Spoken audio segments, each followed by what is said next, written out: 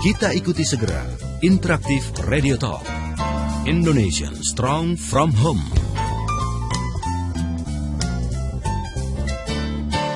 Indonesian Strong from Home bersama Ayah Edi, praktisi multiple intelligence dan holistic learning. Selamat mengikuti.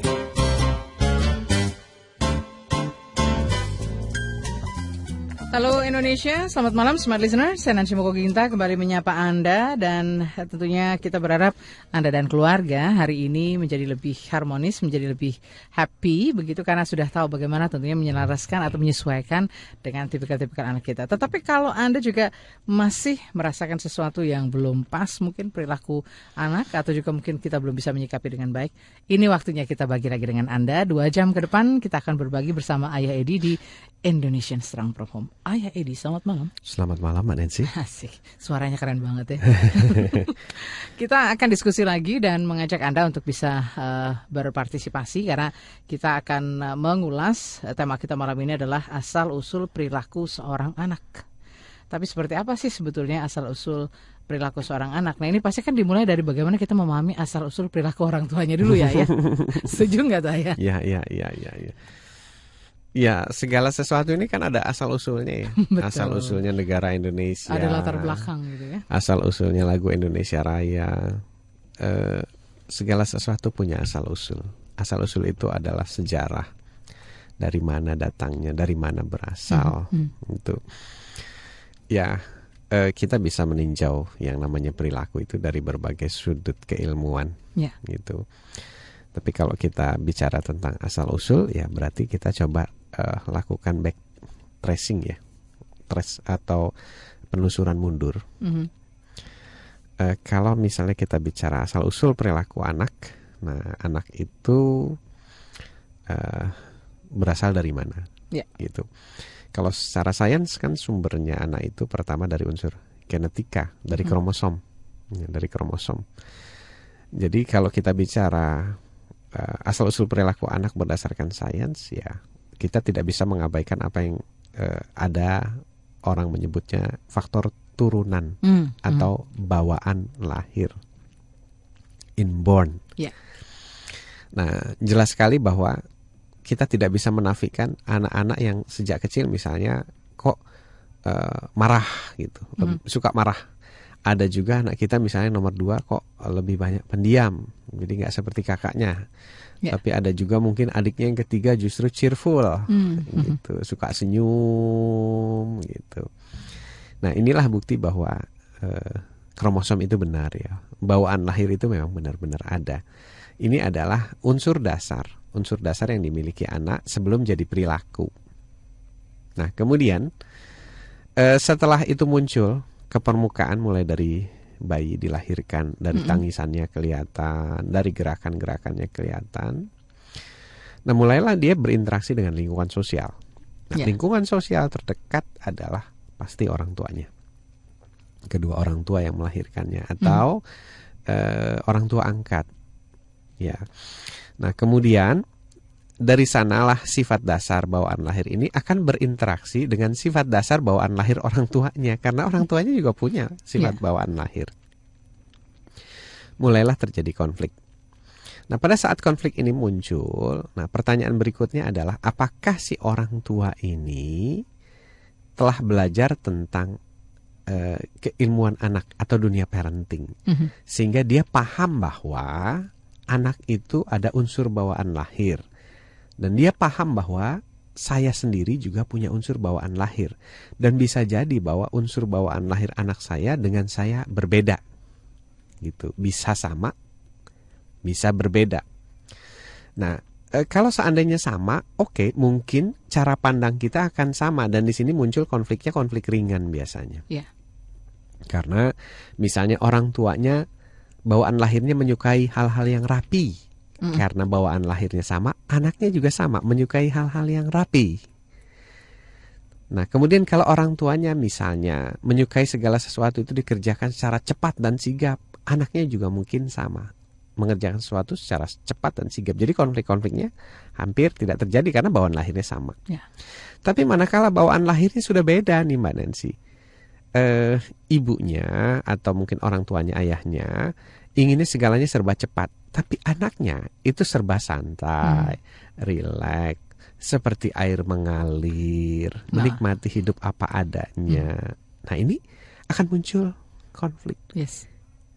Nah, pada saat muncul konflik, akhirnya terjadi benturan. Nah, pada saat orang tua tidak memahami ilmu parenting, nah, jadi tidak menyadari bahwa ada perbedaan aneka warna anak kita dan aneka warna orang tuanya. Kemudian juga tidak tahu bagaimana cara berkomunikasi dengan anak melalui metode parenting. Bagaimana teknik-teknik handling kasus yang tepat. Nah, inilah yang pada akhirnya memunculkan perilaku baru di luar bawaan lahirnya. Jadi bawaan lahir ini fitrah. Jadi kalau seorang anak misalnya, bawaan lahirnya adalah pemarah, ada ini. Yeah. Jadi lebih suka marah begitu. Kemudian orang tuanya pemarah juga. Dan dia tidak tahu bagaimana handling emosinya sendiri gitu secara pribadi. Maka ini akan membawa anaknya nanti semakin jadi pemarah. Nah, itu adalah asal usul yang menyebabkan kenapa kita sekarang menjadi orang yang seperti ini, Mbak Nancy. Oke, ya. Nanti kita akan cari tahu lagi sebetulnya bagaimana kita melihat dan menyikapi hal ini ya. Karena kan kalau kita tadi sudah menemukan latar belakangnya, asal usulnya, maka itu mungkin akan memudahkan kita. Tetapi ketika itu belum dipahami, ya jangan ini ya. Nah, jangan kaget. Dengan mengetahui asal usul ini, kita harapkan kita semua yang hadir di sini, yang berurun rembuk di sini akan muncul kata-kata oh gitu ya. Jadi oh itu adalah sebuah penyadaran yang mengasyikkan. Benar-benar mengasyikkan. Oh ternyata. Nah kalau udah begitu saya bahagia banget tuh kalau ngasih parenting orang-orangnya memunculkan huruf O gitu ya. Oh itu adalah sebuah kesadaran. Kesadaran untuk bisa memulai sesuatu yang lebih sesuatu baik yang lagi baru, ya. Betul. Karena memang kita bisa belajar sama siapa, dimanapun dan kapanpun ya. Dan tentunya dari lingkungan terdekat saja, anak kita atau anggota keluarga lainnya, kita pun bisa belajar sesuatu. Iya. Dari Smart FM Jakarta di 95.9 Smart FM Jakarta kita masih berbagi dengan Anda dan menyapa Anda dimanapun Anda berada, karena Anda juga bisa mendengarkan program Indonesian Strong from Home dan langsung dari beberapa jaringan kami. Anda bisa dengarkan melalui Smart FM Balikpapan, Pekanbaru, Palembang, dan juga di Surabaya, di Semarang, Banjarmasin, Balikpapan, Makassar, dan Manado. Ayah Edi masih kembali untuk Anda dan kita masih mengulas tentang asal-usul perilaku seorang anak. Yeah. Nah, Ayah kalau bicara asal-usul ini pasti kan dimulai dari lingkungan dulu. Karena ternyata lingkungan juga punya pengaruh ya terhadap bagaimana sikap dan perilaku anak itu, Ayah. Iya. Awalnya anak-anak kita itu menunjukkan perilakunya berdasarkan bawaan lahir ya. Jadi naturally seperti itu. Ya. Jadi yang pemarah akan mudah marah. Kemudian yang cheerful ya tiap hari bercanda terus. Kemudian yang pendiam ya diam. Kemudian yang sensitif dia sering nangis gitu. Kemudian seiring bertambahnya usia, dia mulai memasukkan program-program yang nanti akan menjadi perilakunya dia. Karena perilaku itu bentukan, Mbak. Betul. Gitu. Nah, pada saat seiring waktu ya usianya nambah setahun, 2 tahun, 3 tahun. Dia lihat seperti apa orang tuanya mengasuh dia dan seperti apa respons orang tuanya terhadap perilaku bawaan lahirnya. Ya. Misalnya, seorang anak suka mukul. Orang sering bertanya, padahal saya nggak pernah ngajarin mukul. Oke, bisa iya, bisa tidak, gitu. Yang pertama adalah memang mungkin kita tidak pernah mengajari mukul, tapi si anak itu punya bawaan lahirnya suka mukul. Nah, kita harus pandai-pandai menerjemahkan apa maksudnya. Sebenarnya ini adalah clue, petunjuk dari Tuhan bahwa oke, anak saya ini sifatnya keras, pendiriannya teguh, kemudian emosinya menggebu-gebu. Emosi ini kan berhubungan dengan pencapaian target, Mbak. Iya. Orang yang emosinya nggak menggebu-gebu itu biasanya ya santai-santai aja dikasih target. Kalau bisa nggak ada target deh kerja. Cool aja lah ya. Ya seperti itu. Jadi sisi positifnya harus selalu kita ingat bahwa di balik pemukulan anak, di balik teriakan anak itu ada sebuah petunjuk bahwa dia adalah orang yang berpendirian keras, orang yang suka dengan tantangan. Nah, permasalahannya kan sisi negatifnya yang harus kita kurangi atau kita salurkan, lebih tepatnya kita salurkan. Nah, saya mengingat pengalaman dengan anak saya dua-duanya. Dua-duanya adalah tipe pemukul. Yang kakaknya yang pemukul, adiknya juga pemukul. Kemudian adiknya lebih gampang marah, meledak-ledak, kakaknya lebih kalau marah lebih nangis dan menyendiri. Itu arah tarikannya ke melankolis atau sensi. Tapi kalau adiknya tidak, adiknya lebih cheerful, kemudian marahnya meledak-ledak. Saya pahami pertama, oke, nah kamu yang satu ternyata melankolis kombinasinya dengan koleris. Jadi sensi tapi keras. Yang kedua, ternyata saya lihat kombinasinya sanguine dengan koleris. Dia cheerful tapi keras. Jadi irisan kerasnya. Dan ayahnya itu koleris, sanguine, ketemu di titik keras. Jadi 3 kombinasi, anaknya keras, orang tuanya keras. Nah, tapi saya sudah 8 tahun lalu menyadari kondisi ini.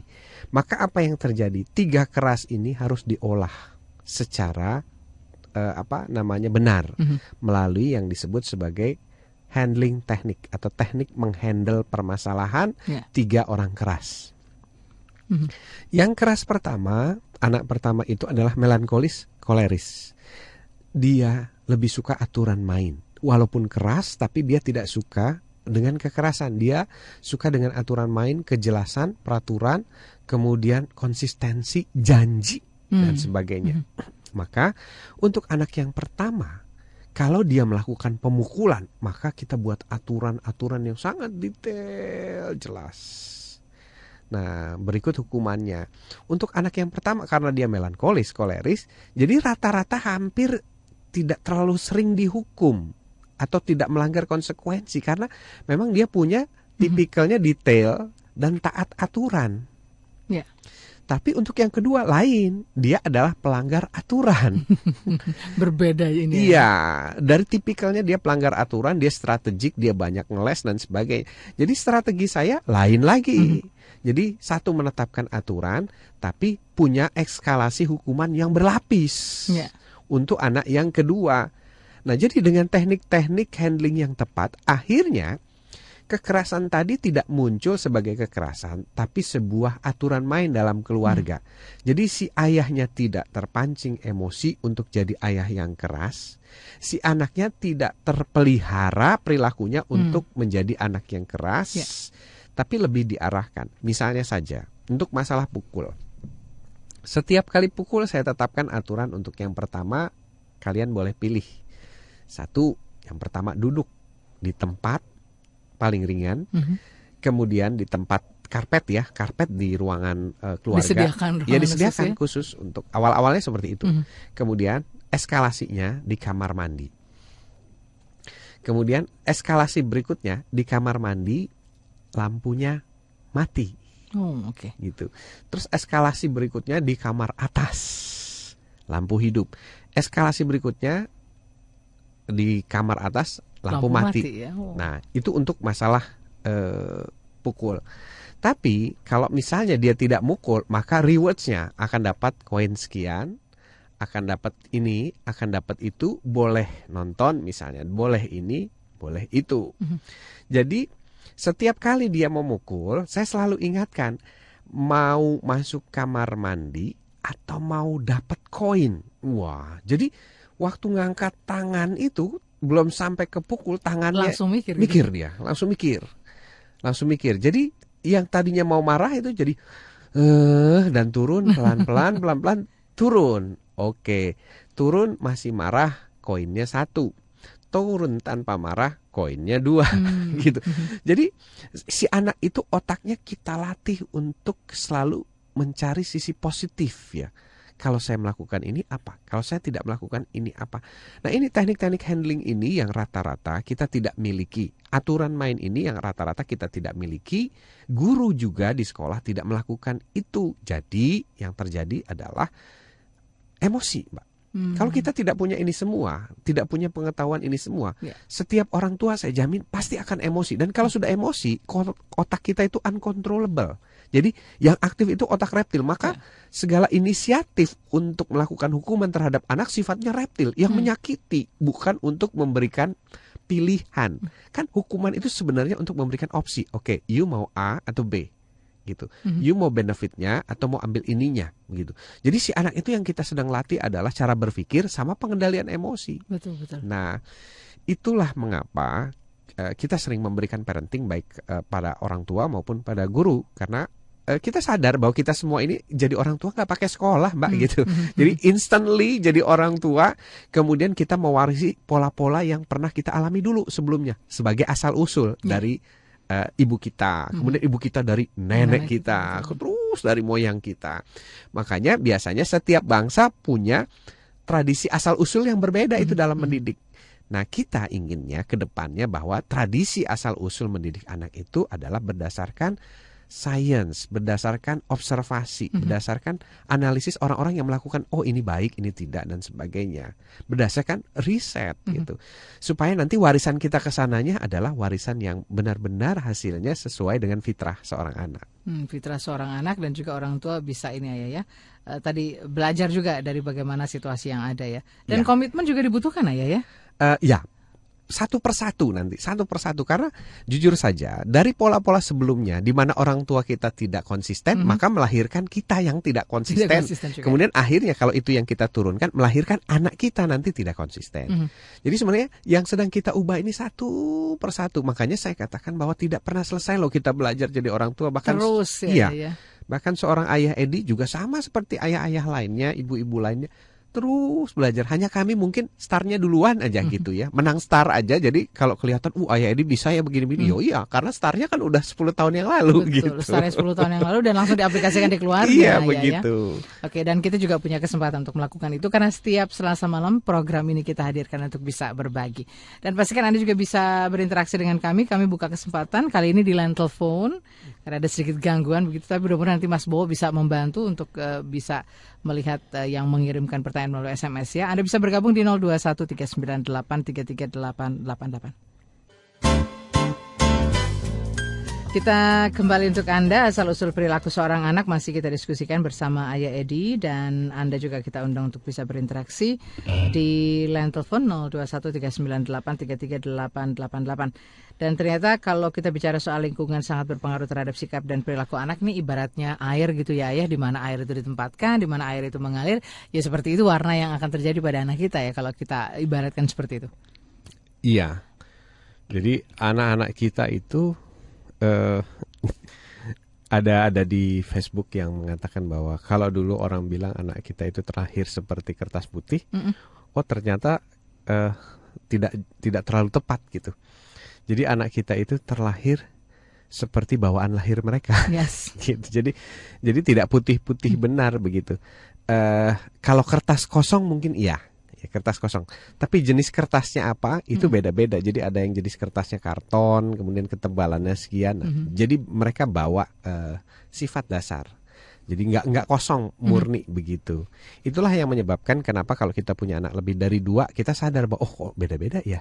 Kok yang ini susah bener diatur. Sebenarnya bukan susah bener diatur, tapi dia punya karakter pemimpin. Begitu. Seperti itu kira-kira Mbak Nancy. Oke, baik. Nah, kalau bicara soal lingkungan tadi juga punya pengaruh terhadap sikap dan perilaku, berarti kan lingkungan terdekat kita mulai juga dari keluarga dulu nih Ayah ya.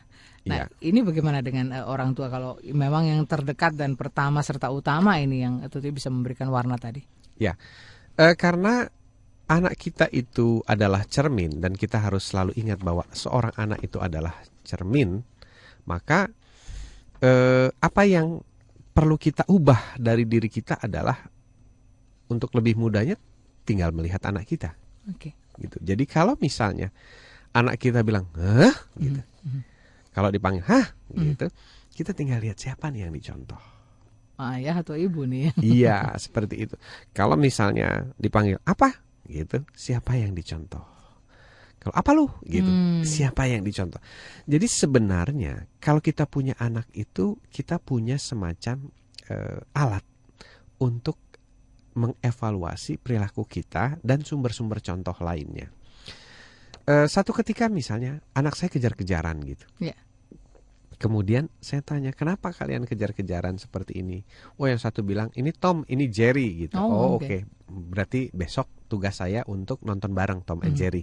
Kemudian saya jelaskan begini, saya gini. Jadi kalau memang kita mengizinkan seorang anak untuk nonton film yang ada kekerasan di dalamnya, kita harus siap untuk mengimunisasi dia. Artinya, jangan biarkan dia nonton sendiri, kita harus siap nonton bareng. Tapi kalau kita tidak siap menemani, maka kita jangan biarkan dia nonton itu. Makanya saya beli film Tom and Jerry itu dalam bentuk CD ya. Jadi bukan film Disney. Disney sekarang sudah saya tutup karena ada sekali-sekali film yang seperti itu. Nah, saya gantikan dengan CD. Jadi CD itu boleh di-setel kalau nonton barengnya sama ayah. Nah, disitulah baru nanti setiap komentar anak, prediksi anak kita diskusikan bareng saat nonton. Itu seperti itu. Itu yang kita sebut dengan technical imunisasi. Kenapa ini perlu dilakukan juga? Karena dunia nyata itu tidak seperti dunia yang sedang dibangun di rumah. Kita kan sedang membangun segala kebaikan, kemudian contoh-contoh kebaikan dan sebagainya.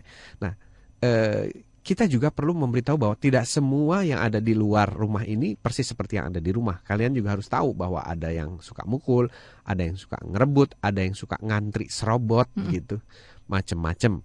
Nah, seperti itulah sebenarnya yang perlu kita ajarkan sama-sama pada anak kita. Kemudian yang perlu kita sadari juga bahwa dengan adanya belief bahwa anak kita itu adalah cermin bagi kita, maka setiap hari itu sebenarnya adalah sebuah proses pembelajaran buat keduanya, buat si anak juga buat kita orang tuanya. Kita tinggal buat checklist saja. Jadi selama berinteraksi sama anak kita, ini apa yang terjadi? Pada Dimas seperti apa? Pada Dido seperti apa? Nah, kebetulan kami homeschooling. Jadi yang namanya perilaku-perilaku yang kurang baik itu seringkali jarang kita temukan. Nah, tapi kalau misalnya ternyata anak kita sekolah, di sekolah yang lingkungannya ya tanda kutip luar biasa. Mungkin kita akan setiap hari itu menemukan hal-hal baru. Misalnya dari kata-kata aja, gila lu, bego lu gitu ya. Atau tolol lu gitu. Kalau di Jawa itu ada yang pernah cerita sama saya waktu live parenting, dia bilang asu gitu. Nah, itu menjadi sebuah catatan buat kita. Jadi kalau misalnya sumbernya dari sekolah, asal usul ucapan itu dicontoh dari sekolah, maka tugas kita kembali lagi mengelola emosi tadi. Jangan marah. Kenapa? Karena itu sumbernya bukan dalam diri anak, tapi dari luar. Jadi segala sesuatu yang dari luar itu sebenarnya kalau bisa kita tidak marah. Karena kan bukan bawaan lahir si anak, bukan originalnya dia. Dia hanya terpengaruh oleh sebuah sistem di mana kita menyekolahkan anak itu di situ. Nah, kenapa saya bilang jangan marah? Loh, kita sendiri kok yang nyekolahin anak di situ. Kita yang mengambil pilihan untuk menyekolahkan anak di situ. Tiba-tiba anak kita terkontaminasi. Jadi kita nggak boleh marah gitu. Nah, justru kita tolong anak kita. Nah, apa sih artinya asuh? Kadang-kadang anak jawabnya nggak tahu tuh Bu, gitu. Jadi kalau nggak tahu, pendampingan tadi ya. Pendampingan. Jadi kalau nggak tahu kita ulas asuh ini, kita berikan pemahaman dan sebagainya. Nah, kalau seandainya ternyata asal usul dari perilaku itu terlalu kuat mempengaruhi anak kita, ya kalau saya bilang lebih baik dipindahkan ke sekolah yang lebih baik. Take it or leave it. Iya. Kan kita uang saja, materi saja. Kalau Mbak Nancy mau pilih simpan uang, kan pilih banknya yang bagus kan? Iya betul, yang bisa menjaga. Yang bisa menjaga dan menjamin gitu. Menjamin aset kita. Apalagi anak. Betul kan gitu. lah ya. Kita sudah ada penelpon yang ingin bergabung. Silakan. Kita terima terlebih dahulu. Selamat malam, Smart FM. Halo, selamat malam. Oke, sayang terputus, bisa dicoba kembali di 021398338888. Ini berarti kalau bicara tentang bagaimana pembentukan sikap atau perilaku ini bisa tentunya mempengaruhi ya dari anak itu masih anak-anak sampai dengan nanti dia dewasa seperti itu. Nah, pertanyaannya menarik, Mbak. Waktu anak-anak ya, ini adalah waktu penyerapan yang sangat besar. 0 sampai 12 tahun itu dia menyerap hampir 99%, katanya begitu. Ya. Dan itu menjadi perilaku. Jadi makanya kalau kita beli, ini analogi yang paling gampang ya. Sekarang kan zamannya gadget nih. Kalau misalnya kita beli komputer nih, yang pertama kali diinstal itu biasanya sistem dasar. Nah, urutan berikutnya itu antivirus. Jadi program-program antivirus. Nah, segala program yang baik ini kalau diinstal maka nanti jadi kerja komputernya baik. Nah, masa-masa awal ini kan semuanya masa install. Jadi kalau kita misalnya beli komputer, jadi awal-awal pertama itu yang diisi adalah install program semua. Itu pilihan kita apa yang kita mau install ke dalam ya. Ya, itu analoginya sama seperti anak balita tadi. Iya.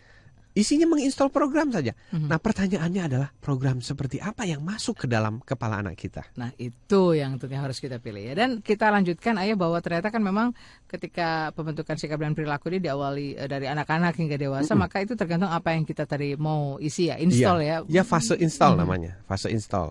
Mudah-mudahan banyak dipahami ya fase install ini. Fase install adalah fase mengisikan program. Nah, masalahnya adalah program apa yang diisi. Apakah program-program baik atau program-program buruk? Kalau misalnya program-program itu diisinya adalah game-game kekerasan, maka jadinya nanti komputer itu adalah komputer game dan penuh kekerasan. Tapi kalau diinstalnya adalah program-program game yang baik, kemudian misalnya saja Office dan sebagainya, penuh pendidikan, maka isi komputer itu adalah komputer pendidikan. Begitu kira-kira gambarannya otak anak kita gitu. Dan itu nanti baru mulai ada proses saring menyaring di usia 17 tahun. Jadi tidak semua program diterima, disaring dulu nih gitu lewat antivirus gitu. Nah, kalau antivirusnya itu baik, maka nanti semua yang tersaring yang baik-baik. Tapi kalau yang masuk adalah program virus, maka yang masuk semuanya adalah yang tidak baik begitu. Betul, virus justru akhirnya kita tidak bisa menggunakannya dengan baik ya. Iya. Baik, kita sudah tersambung lagi dengan penelpon berikutnya. Selamat malam Smart FM. Selamat malam, Mbak. Selamat malam, dari siapa di mana Ibu? Selamat malam dari Ibu. Ibu Lina di Pondok Gede. Ibu Lina di Pondok Gede. Silakan Bu Lina. Iya, selamat malam Ayah. Selamat malam Ibu. Saya termasuk pemerhati dunia anak ya, Ayah. Iya. Posisi saya kan depan SD lokasi. Iya. Kemarin tuh saya buka bimbingan belajar. Iya. Tapi kadang ada problem anak-anak. Jadi usaha saya jadi bimbingan belajar dan toko. Tapi yang berkembang ternyata toko. Toko apa itu Bu? Oh, toko alat tulis, aksesoris dan mainan edukatif. Iya. Ya. Kemudian yang saya ingin tanyakan Ayah, ini bagaimana menyikapi cara bijak anak-anak yang suka mencuri Ayah? Karena di toko saya itu ramai banget kan, sekitar ada 800 anak ya di SD ini ya. Jadi kadang anak-anak yang mencuri itu kita menyikapinya seperti apa, mengingatkan. Pernah ada yang mencuri kemudian ketangkap gitu? Sudah, selama ini sudah ada beberapa anak ya. Kan ini kita baru berjalan 6 bulan. Saya selama ini menyikapinya sih, kamu harus bayar dan tidak boleh mengulangi lagi ya. Nanti kalau mengulangi lagi saya laporin kepala sekolah. Oke. Gitu. Selama ini seperti itu. Menurut Ayah bagaimana menyikapi anak-anak supaya secara bijaksana dan mereka tidak mengulangi lagi. Iya. Baik Ibu Lina, terima kasih. Iya, waktunya. terima kasih. Selamat malam Ayah. Ya, selamat malam. Terima kasih, selamat malam kembali Bu. Oke, ini dimulai Mencuri, dari tidak emosi dulu ya. Bu Lina tadi sudah tidak emosi ya menanggapinya. Iya. Tapi bagaimana pembelajaran atau pemahaman yang kita bisa berikan supaya itu juga bisa dipahami dengan jelas oleh anak. Nah, ini perlu strategi tersendiri, tapi rupanya Mas Bo juga sudah sibuk terima telepon lagi nih ya. Iya. Kalau boleh mungkin kita kumpulkan ya, mungkin 2 pertanyaan seperti itu untuk kita bisa ulas dan kita bisa tanggapi satu persatu. Dan untuk Anda yang baru bergabung, mohon maaf ini di SMS, nanti kita akan coba berbagi juga selain di line telepon. Kita buka kesempatan untuk Anda bisa diskusi langsung. Kita sudah tersambung, Mas Bo sudah beri kode ke saya. Kita terima dulu ya. Selamat malam. Malam. Ya, dari siapa di mana Ibu? Dengan Ika di Tangerang. Ibu, oke, silakan Ibu, boleh langsung pertanyaannya. Iya, Ayah, saya kan sudah punya 1 anak usia 2 tahun. Iya. Kebetulan di lingkungan saya kebanyakan dia berteman dengan anak yang lebih besar. Dan saya membebaskan dia untuk bermain dan berinteraksi dengan teman-teman sebayanya. Iya. Tetapi belakangan hari ini sepertinya dia karena selalu kalah ya, mungkin karena dia terlalu kecil gitu kan. Usia temannya 4-5 tahunan lah ya. Nah, dia itu sering dijahatin gitu. Maksudnya sekarang, gimana Bu? Iya, sering seperti dipukul ataupun diasingkan dari lingkungan mainnya. Lalu jadi dia saat main ataupun bertemu dengan teman yang lebih besar, dia preventif terlebih dahulu. Sebelum aku diserang, aku harus menyerang gitu. Siapapun dia bertemu dengan siapapun dimanapun, anak yang sebesarnya itu sama dan lebih dari dia, dia selalu melakukan preventif terlebih dahulu gitu. Saya udah mereview dari kemarin-kemarin apa dia ini trauma atau bagaimana menyikapinya dia supaya dia tidak melakukan serangan terlebih dahulu dengan teman-temannya gitu. Baik. Kalau dengan teman yang lebih kecil, dengan anak bayi, dia sudah paham bahwa itu masih bayi. Pernah nggak satu ketika anak ibu dipukul terus ibu bilang balas nak gitu? Oh gitu. Enggak, ibu pernah nggak begitu? Saya terlihat sikon. Kalau memang sikonnya itu dia memang diserang, saya biarkan dia menyelesaikan masalahnya sendiri. Gitu. Ibu bilang nggak begitu? Balas nak. Enggak pernah. Saya nggak pernah bilang untuk membalas gitu. Tapi dia akhirnya membalasnya dengan apa yang dia terima, dengan perlakuan yang dia terima gitu. Tapi kalau anaknya lebih kecil, dia diapain pun dia nggak akan membalas. Dia tetap membalasnya dengan sayang gitu. Karena saya selalu bilang dia masih kecil, dia belum bisa jalan, belum mengerti gitu. Kalau yang lebih besar apa yang ibu katakan? Kalau yang lebih besar, saya tanya dulu kenapa adik memukul gitu. Dia selalu bilang itu kakak dorong gitu. Jadi seolah-olah dia masih trauma dengan yang apa yang sudah dilakukan gitu. Iya, karena saya memang sekali pernah melihat bahwa dia mainannya dirampas sama anak yang lebih besar. Baik Ibu. Gitu. Oke, kita akan coba diskusikan ya. Gitu ya. Oke, Ibu Ika, terima kasih. Ya, selamat malam. Tapi waktunya kita mesti break dulu ya, Mas Bowo. Oke, nanti kita akan langsung mengulas pertanyaan dari Bu Lina dan juga Bu Ika selepas beberapa informasi berikut ini.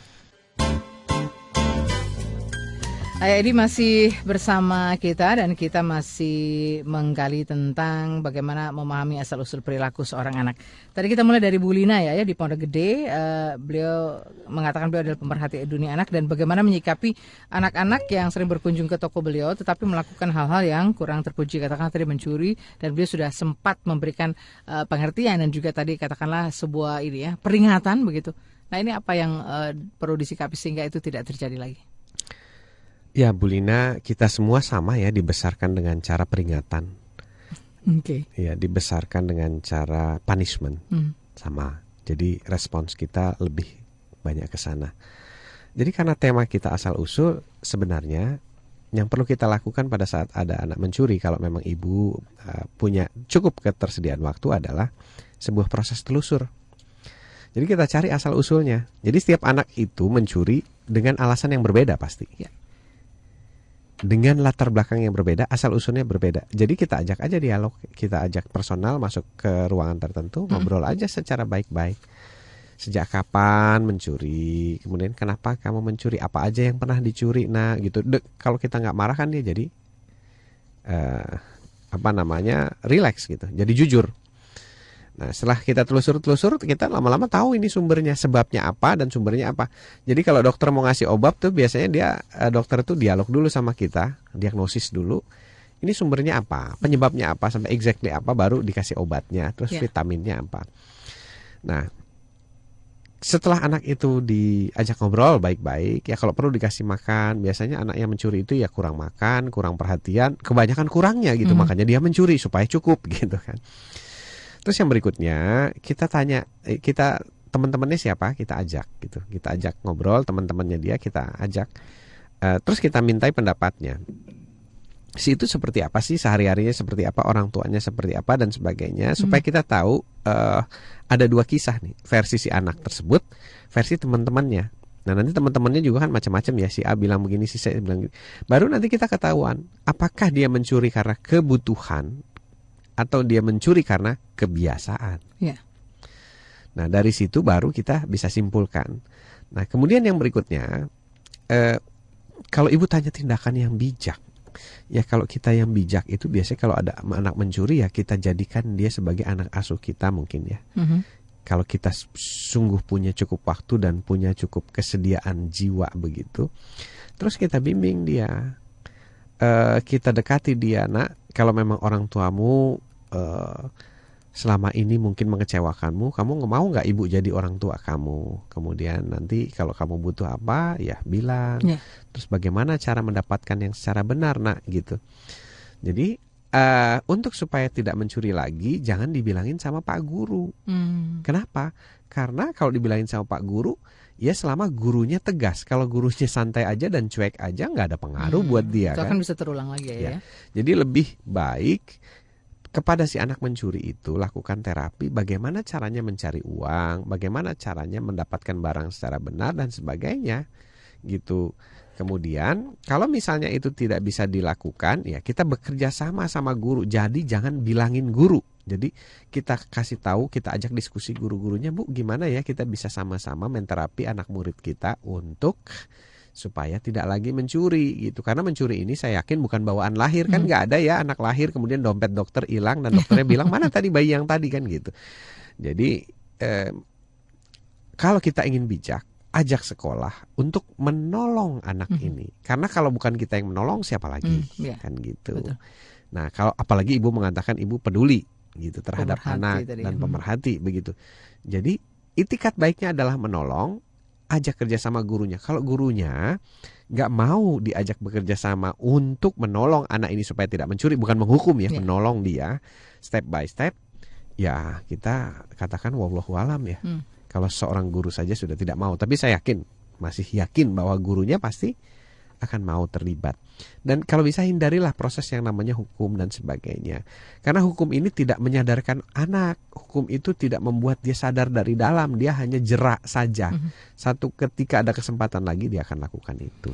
Oke, baik Ayah, kita lanjut lagi tadi ke Bu Lina, mudah-mudahan menjawab dan nanti Bu Lina bisa mungkin berdiskusi dengan sekolah, pihak sekolah atau apapun, karena kita perlu menolong si anak ya untuk bisa tadi memahami apa yang dilakukan mungkin tidak baik dan belum tepat sehingga anak itu berusaha untuk menjadi lebih baik ya. Iya, saya ingat apa yang dikatakan Pak Munif ya, bahwa anak nakal itu ya tempatnya di sekolah, anak mencuri itu tepatnya di sekolah. Nah, di sekolah itu adalah sebuah pendidikan yang mengubah itu semua. Kalau bukan sekolah siapa lagi, kata Pak Munif.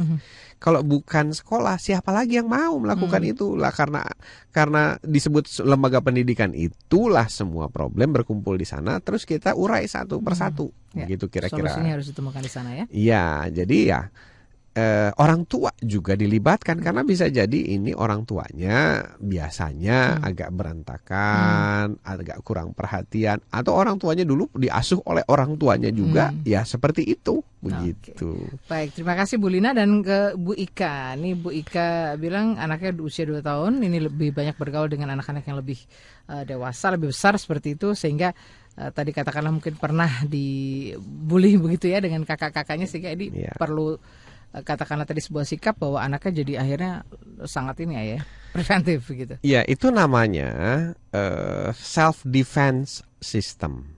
Self defense system. Jadi self defense system itu ya di anak saya pun saya pelihara. Jadi tidak berusaha saya hilangkan. Artinya pada saat dia teraniaya, dia harus punya kemampuan untuk melawan. Gitu. Tapi bukan berarti arahnya menyerang lebih dulu. Nah, di sini kan letak perbedaannya. Anak saya pernah, Bu, seperti itu, bermain dengan kawannya di depan, kemudian bertengkar, dan saya adili. Kenapa begini? Usul-usulnya begini, kemudian dia membalas. Oke. Membalas atau mempertahankan diri itu sama dengan bela diri. Jadi kayak Jepang tuh punya pasukan bela diri. Jadi prosesnya itu diserang dulu baru membela diri. Tapi anak ibu ini kan sudah ofensif ya. Nah, kalau udah ofensif biasanya technical handling kita yang mungkin saja ada kekeliruan. Jadi misalnya pada anak saya, setiap anak saya habis mengalami keributan dengan kawan mainnya yang tidak punya culture yang sama, misalnya merebut, kemudian mendorong dan sebagainya, maka biasanya saya akan interview dia, kemudian saya bilang, masih mau main lagi nggak sama itu anak? Seperti itu. Kamu mau main sendiri, main ditemani ayah, atau tidak main lagi sama dia dan cari kawan lain? Coba kira-kira mana yang menurut kamu lebih baik, nak? Dan beberapa kali dan kebanyakan anak saya menjawab selalu, sudah nggak main lagi sama dia, kita cari kawan lain aja ayah. Atau main sama ayah, atau main sama bunda, atau cari kawan yang tidak seperti itu. Nah makanya, Dimas, sama Dido itu cocoknya sama teman-temannya di homeschooling. Gitu. Selalu dia kangen tuh sama Naufal gitu. Karena Naufal tidak melakukan hal-hal yang di luar konteks itu, karena biasanya teman-teman yang di homeschooling adalah keluarga-keluarga yang peduli anak. Jadi setiap ada kasus-kasus kita bahas dan perilakunya adalah perilaku rumah. Yang orang tuanya peduli. Nah, kalau misalnya anak kita mulai ada gejala ofensif, maka kita katakan setiap kali kamu menyerang dulu, maka seperti tadi saya katakan ada skema punishment reward ya. Jadi kalau kamu menyerang dulu, kamu pilih mau duduk di sini atau di sini atau di sini sampai yang namanya dia perilaku ofensnya itu berubah begitu kira-kira Mbak Nancy. Jadi kita juga harus memisahkan antara defensif dengan ofensif gitu. Kalau udah ofensif kita harus cegah, harus jelaskan bahwa ini salah dan kamu tidak boleh melakukan itu.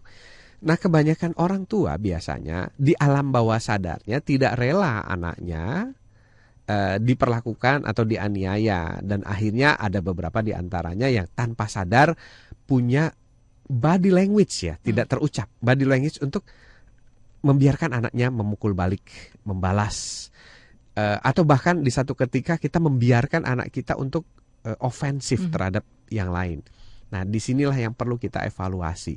Kenapa? Karena anak kita itu cermin. Jadi walaupun kita mengaku, katakan, saya nggak melakukan ini, saya nggak melakukan itu, tapi tampak di cerminnya kayak gitu loh.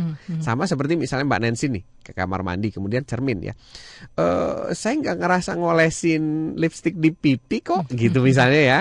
Tapi kalau cerminnya itu ada lipstik di pipi, Mbak Nancy percaya nggak? Ya percaya kan bahwa ada lipstik di sini kan. Jadi percayalah pada cermin kita. Jadi kalau sudah percaya maka kita akan menilik ke dalam. Ini perilaku mana dari saya yang secara tidak sadar membuat dia offense, begitu, menyerang. Baik. Semoga menjawab untuk Bu Ika dan juga Bu Lina, dan juga menjawab pertanyaan Anda juga yang tentunya masih bergabung bersama kami di program Indonesian Strong from Home. Nah, jangan kemana-mana, masih ada 1 jam berikutnya kita masih akan diskusikan lagi beberapa pertanyaan yang hadir dan masuk di SMS. Terima kasih atas partisipasi Anda. Kami akan segera kembali. Indonesian Strong from Home sesaat lagi akan segera kembali.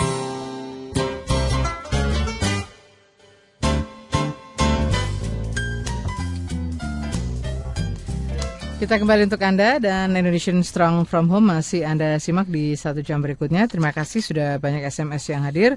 Kita masih mengulas tentang asal-usul perilaku seorang anak dan bagaimana sebetulnya kita bisa melakukan sebuah pembentukan sikap dan perilaku anak. Nah, SMS sudah bisa ya Mbak ya? Yes, nanti kita akan diskusikan bersama Ayah Edi. Ini sudah ada beberapa pertanyaan Ayah. Kita coba tanggapi satu persatu. Kita ke Ibu Setia di Purwokerto. Ya, selamat malam Ayah Edi. Selamat malam Ibu. Mohon penjelasan, kami guru PAUD sering mendapat komplain dari para orang tua mengapa perilaku anaknya menjadi lebih buruk setelah sekolah di PAUD. Bagaimana cara memberi keterangan pada orang tua? Terima kasih. Iya, menjadi lebih berarti ada sebelum dan ada sesudah. Nah, biasanya begini Bu, kalau di tempat kami pada saat anak masuk, yang pertama kali dilakukan itu bukan pembelajaran, tapi observasi perilaku atau observasi akhlak Bu.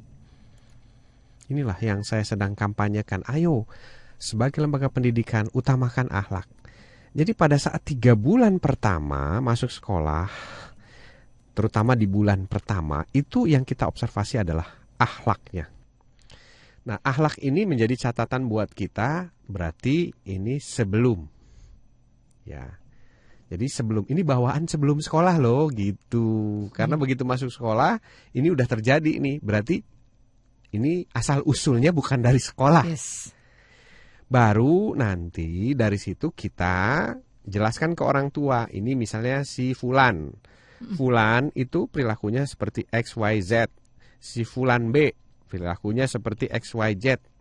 Kita ajak orang tuanya untuk melakukan perubahan. Ini Bu caranya begini. Nomor 1 dulu ya, target kita begini. Selama 3 bulan ini harus selesai. Ya. Kalau tidak selesai berarti ada yang keliru. Keliru di mana? Misalnya di teachernya yang tidak tahu caranya. Yang kedua, keliru di orang tuanya yang tidak mau diajak kerjasama. Nah, biasanya itu saja sebabnya. Jadi kalau misalnya teachernya yang belum tahu, maka kita lakukan pelatihan. Nah, itu sering banget. Dan itu udah tradisi di kita ya, melakukan pelatihan. Habis ngajar pelatihan. Nah, nanti kalau teacher-teachernya sudah jago, sudah paham, sudah piawai, tetap nggak akan bisa ngerubah perilaku anak kalau orang tuanya nggak berubah, Bu. Nah, biasanya kita di-tag nih perilaku orang tua yang mana. Nah, kita sebutkan, kita bimbing orang tuanya. Yuk, mulai hari ini misalnya, mulai minggu ini target kita menghilangkan perilaku memukul. Nah, ibu jangan memukul di rumah. Nah, biasanya kalau misalnya anaknya masih memukul, kita telepon. Mama, ada kejadian apa ya hari ini? Atau kemarin? Nah, itu nggak salah loh. Kalau orang tuanya nggak jujur, kita bilang nanti kalau nggak jujur, kakak nggak bisa berubah loh Ma perilakunya, lebih baik cerita aja supaya kita sama-sama bisa merubah. Nah, kalau mamahnya mau jujur cerita, iya nih Miss, atau iya nih Bu Guru, kemarin aku hilaf begini. Oh ya, kalau begitu Ma, yuk mari kita rubah seperti itu. Nah, kebanyakan orang tua itu mau berubah Mbak, terutama yang sekolah di tempat kami itu sudah punya itikat baik bahwa saya ingin mendapat pendidikan yang baik buat anak saya dan saya siap berubah, dan itu akan mempercepat proses perubahan si anak. Tapi kalau misalnya mamahnya atau orang tuanya menghindar, tidak mau datang, diajak untuk dialog tentang perilaku anak, asal usul perilaku anaknya, kemudian tidak hadir, ini nggak akan bisa berubah, Bu. Makanya di sekolah kami, nah, itu disiapkan sebuah kesepakatan. Kalau seandainya orang tua tidak mau diajak kerjasama, ada kriteria kerjasama itu apa saja. Setelah kita temukan perilaku ini tidak mau berubah, maka kita panggil, ibu silakan cari sekolah lain saja. Kami saja, gurunya peduli loh. Masa sih orang tuanya enggak? Gitu. Tapi alhamdulillah Bu, selama kurang lebih 10 tahun kami mendirikan sekolah, itu hanya mengeluarkan 2 orang tua. Mengeluarkan 2 orang tua, bukan 2 anak ya. 2 orang tua yang sudah sangat tidak bisa diajak kerjasama lagi. Jadi daripada kami mengorbankan yang sisanya lebih banyak, lebih baik 1 kami lepas atau 2 kami lepas, silakan. Anda cari sekolah yang lebih baik, yang lebih peduli dari sekolah kami. Jadi harus ada teknik-teknik semacam itu. Kami nggak cari murid, Bu. Kami cari akhlak, Bu. Kami cari anak-anak yang benar-benar dan orang tua yang benar-benar mau merubah bangsa ini, Bu. Karena mereka ini semua kan calon-calon pengganti bangsa, generasi bangsa.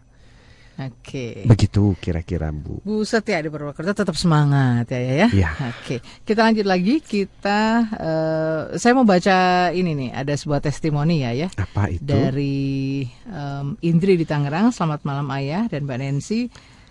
Senang sekali rasanya akhirnya saya sudah mendapatkan buku Ayah yang baru, dan AE menjawab ya. Ayah ini menjawab. Luar biasa. Iya. Buku ini banyak memberikan teladan bagi kita semua. Terima kasih Ayah. Semoga pencerahan Ayah bisa saya gunakan kelak. Terima kasih kembali Ibu. Mudah-mudahan berguna bukunya ya. Itu buku yang disusun bukan karena karangan, tapi karena pengalaman. Sama sekarang udah 10 tahunan lah. Ya. Dari banyak diskusi dengan beberapa orang tua ya. Iya, dan itu sudah dipraktekkan. Jadi kalau misalnya dulu ya, saya langganan majalah gitu, di situ ada sudah dipraktekkan di dapur apa misalnya ya, di dapur Femina misalnya gitu. Ya, itu sudah dipraktekkan di dapur sekolahnya Ayah Edi, di rumahnya Ayah Edi, dan di tempat-tempat ya, di homeschoolingnya juga begitu kira-kira. Jadi sudah ini ya, sudah teruji masakannya. Formulanya teruji, menghasilkan masakan yang luar biasa. Ya, baru dibukukan. Ya, baru dibukukan, dan mudah-mudahan ini juga teruji di dapur sekolah masing-masing. Betul. Kita lanjut lagi, beri kesempatan yang berikut. Ada pertanyaan dari Pak Bobi di Sidoarjo. Ya. Ayah, bila anak kecil yang punya senapan angin itu menggunakan senapan angin untuk menembak burung, nah ini dinasehati, tapi si anak malah balik bertanya, emang masalah buat Om? Begitu ya. Lalu bahkan nantang untuk berdua dengan kita. Ini gimana Ayah menyikapinya? Asal usul Pak, asal usul. Jadi sikap anak ini kan dibentuk oleh kedua orang tua, oleh teman-teman mainnya, gitu. Nah kemudian ini akan menjadi keyakinan dia tentang benar dan salah. Ambil contoh begini ya. Satu ketika saya diberikan kesempatan tinggal di luar negeri. Di luar negeri itu tidak ada orang menyayangi burung dengan menaruhnya di dalam sangkar. Jadi kalau memang kita sayang sama burung, ya beri makan burung itu dan bebaskan mereka. Makanya kalau di luar negeri yang namanya burung-burung liar itu dekat sama manusia dan gak takut. Karena dia tidak punya pengalaman ditangkap oleh manusia. Tapi di Indonesia itu ada turun-temurun. Orang sayang sama burung, pelihara burung, kemudian burungnya ditangkap, ditaruh di sangkar. Kalau burungnya bisa ngomong, kira-kira dia bahagia nggak? Nah, itu menjadi keyakinan bahwa kalau kita tegur, pasti marah dia. Ya. Orangnya, emang ada masalah dengan Anda? Gitu. Saya sayang kok sama burung ini. Nah, jadi prosesnya adalah pertama, kita perlu asal-usul. Ini anak sudah sejauh mana keyakinannya terbangun tentang benar dan salah. Baru sangkar burung saja, menaruh burung di sangkar, orang yang sudah tersadarkan, bangsa-bangsa yang kesadarannya sudah tinggi tidak mau. Apalagi yang namanya menembak burung. Seperti itu. Saya kaget ya, dulu sering keliling daerah begitu kan. Itu rusa-rusa itu ada di samping rumah. Rusa loh Mbak. Ya. Ya, kalau di kita sudah dikejar-kejar itu, dijadiin sate ya. Nah, jadi rusa sendiri nggak takut sama manusia karena dia tidak punya pengalaman buruk bersama manusia. Nah, kembali lagi ke anak tadi. Makanya saya buat Facebook itu, tujuan pertama adalah apa sih? Menyentuh kesadaran. Menyentuh kesadaran, Pak. Jadi saya nggak berani melakukan tindakan sebelum kesadarannya tersentuh. Ya. Itu saja, Pak. Masih banyak komentar-komentar yang wow, bukan main Pak, saya sampai merinding begitu, tapi saya senyum-senyum saja di balik layar Facebook saya gitu. Ya Tuhan, masih seperti ini ternyata ya pola pikirnya bangsa kita, cara mengomentari masalah, cara melihat masalah. Oh, masih seperti ini ya ternyata sudut pandangnya. Dan pada saat seperti itu, nasihat apapun tidak mempan Pak. Jadi teknik yang biasa saya lakukan adalah teknik yang biasa dilakukan dokter. Yang pertama mengobati, yang kedua memberi vitamin. Yang mengobati ini adalah kita melakukan sebuah aturan bersama yang disepakati untuk membuat seseorang tidak melakukan itu. Misalnya membuang sampah sembarangan, menembak burung. Di luar negeri itu menembak burung ada aturannya, sangat jelas sekali. Menembak binatang. Ya. Bahkan khusus untuk pemburu saja diatur, ada musimnya. Gitu, tanggal sekian sampai tanggal sekian boleh menembak begitu. Nah, jadi tidak sembarangan dan sebagian besar orang mulai tersadarkan kok tidak mau lagi menembak begitu. Nah, kemudian yang berikutnya memberi vitamin. Vitamin itu apa? Bentuknya dongeng-dongeng tentang kesalahan-kesalahan kita. Kalau menembak itu seperti apa? Coba kamu pikirkan. Kalau kamu jadi burung itu kemudian punya anak, siapa yang kasih makan anaknya? Itu dalam itu masuk ke kesadaran si anak. Tapi masalahnya, Pak, Bapak adalah orang asing di mereka. Yang bisa melakukan ini orang tuanya. Ya. Juga sekolahnya. Juga kurikulumnya kalau ada. Tapi sayangnya ternyata kalau perilaku anaknya seperti itu, pasti orang tuanya tidak melakukan hal ini. Gurunya tidak melakukan hal ini di sekolah. Akibatnya mereka menganggap penembak itu barbar. Suatu ketika mereka akan menembak manusia kan gitu. Jadi apa yang bisa kita lakukan? Pertanyaannya begitu Pak. Ya kalau misalnya anaknya menjawab begitu, lebih baik kita tidak usah melakukan itu lagi. Akan membuat kita emosi. Lebih baik kita cari siapa orang tuanya, kita ajak dengar Indonesian Strong From Home. Kalau dia tidak bisa dengar, tidak mau dengar, kita kasih hadiah CD-nya. Kalau tidak mau dengarkan di CD, nggak punya radio, kita kasih bukunya. Itu upaya-upaya pendekatan yang kami anjurkan untuk komunitas Indonesian Strong From Home. Supaya nanti lebih banyak lagi orang tua yang tersadar. Karena orang tua ini agent of change, Pak. Ya, anak-anak kita itu tergantung dari orang tuanya. Plus tergantung dari guru-guru di sekolahnya. Plus tergantung dari sistem kurikulum yang ada di negaranya. Jadi negara-negara yang maju pasti orang tuanya tersadarkan, pemerintahnya tersadarkan, kurikulumnya bagus dan sebagainya. Jadi sebenarnya konteks negara kita yang apa yang kita lihat sehari-hari ini adalah hasil dari bagaimana kita mengedukasi bangsa kita, Pak. Jadi kita nggak akan bisa mengklaim pendidikan kita ini oke, ternyata masyarakatnya tidak oke.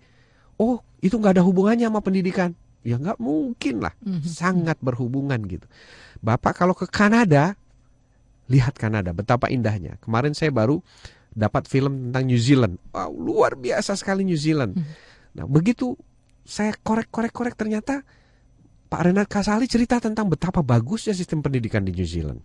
Jadi sangat berhubungan, makanya saya selalu mengkaitkan antara pendidikan berbasis rumah dengan sekolah. Karena itu adalah seperti mata koin. Jadi tidak bisa dipisahkan antara uang sama burung. Oke, begitu baik. Kira-kira. Dan saya tersadarkan bahwa waktunya kita habis. Oke, mudah-mudahan menjawab. Terima kasih untuk Pak Bobby atas diskusinya dan mudah-mudahan bisa mendapatkan manfaatnya ya. Kita akan segera kembali selepas informasi berikut di Indonesian Strong From Home. Dari 95.9 Smart FM Jakarta, kita kembali untuk Anda dan sudah ada line telepon. Mas Bo udah kasih kode saya. Silakan. Kita sapa terlebih dahulu. Selamat malam. Halo, selamat malam. Iya, dari siapa di mana, Pak? Dari Pak Heru di Depok. Pak Heru di Depok. Silakan Pak Heru. Ya, selamat malam ya Edi. Selamat malam Pak Heru.